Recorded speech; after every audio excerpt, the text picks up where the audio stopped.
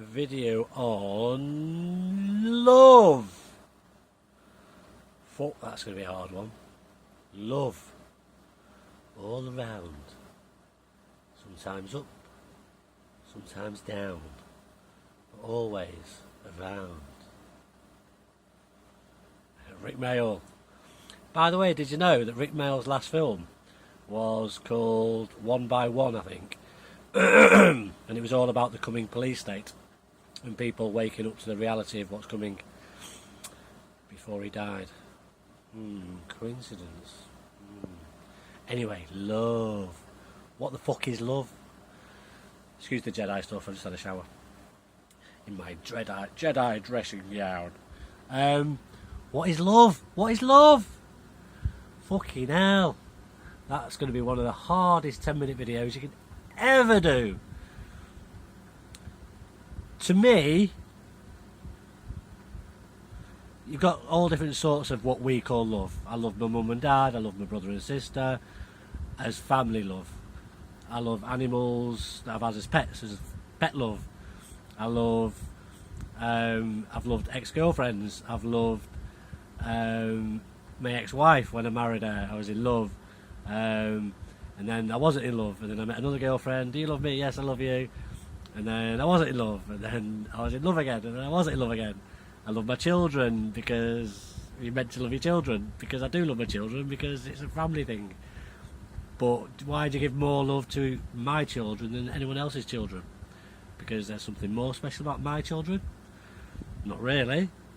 They're children that have been born, they're part of nature, they're part of evolution, that I have assisted in their becoming into this reality, but no less than any other people love their children.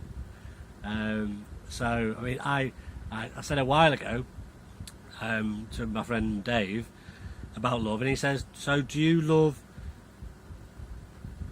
other children as much as your children? I said, well, yes, in fact I do, because I love everybody, and if love is real love, then you have to love everybody, because we're all human beings. It doesn't matter who birthed the child or whose parents they are, you've got to love everybody. If love is what love really is, which is a love of everything and everybody, not individual separatist labels of love, because love we use as a word. Do you love me? Yes, I do. And I've lied about that a million times. And people say they stay with their partners for years and years and years and years and years, thinking I've got to because I'm married, or because the girlfriend, because we've got kids, because we're in love, even though they're not in love anymore. They're just going through the same old motions through the day, same routine, day after day after day, pretending that there's this love thing going on, and that's why loads of relationships are shit. But love in general, it must exist. It's impossible to describe, because I don't know what love is, because there's so many different variables on it. But very general, what is love? I don't fucking know. It's impossible for me to describe. I have not got the knowledge to describe it. It's not in my vocabulary or in my knowledge base. But I can definitely say we throw it around far too much. It's a label we use far too much, and it's an excuse we use far too much, when we don't really understand what love is, I don't think. Because if you love, then you love. People love the cars, people love their houses, people love their gardens, people love their jobs, people love their clothes, people love going out, people love eating this, people love eating that. It's a non-meaning of what love is. Real love, from what I can perceive, is, and from my personal feeling of what I can only describe as a feeling of what it might be, is I love life. I love being alive. I love this planet and all its inhabitants, because they're part of the experience of what my life is. I've not got a long time to be here, in this physical body that my conscience is in. What happened before that, after that, I've got no fucking idea. It doesn't matter. What matters is right here, right now.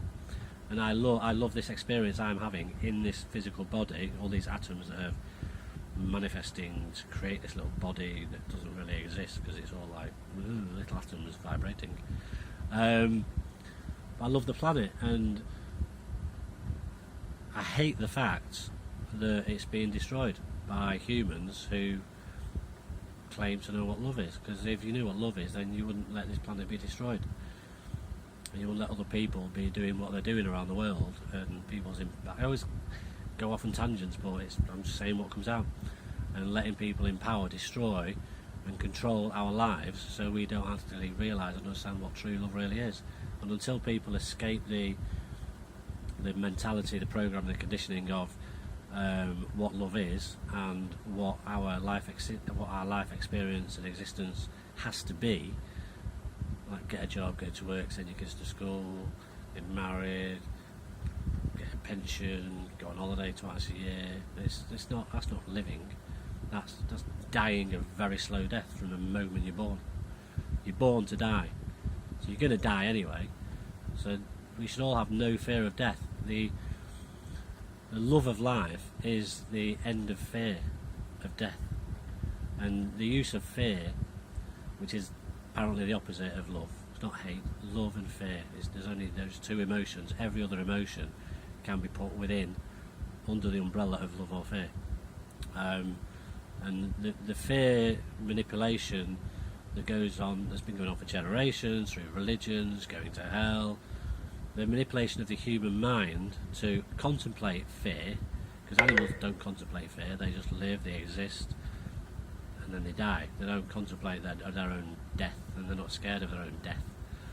But the use of that fear that's been put into us has allowed other people to control and manipulate billions and billions of people throughout history to stop them really loving. And loving is loving life, and not being controlled or allow others to control your life through fear or through your mind's fear of what other people think about what you do. So yeah, love.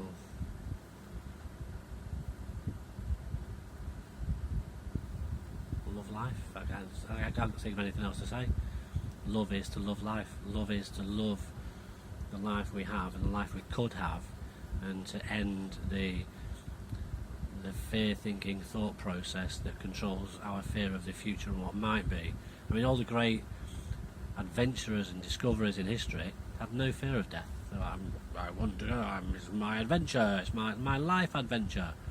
And they could have thought, oh, hang on, there's a million dangers out there. I'm going to stay at home with my kids and watch TV because it's safe. And I'll just stay here, watch TV, have a drink at weekends, and save up for my pension. That's fear. Those guys, the adventurers, the pioneers,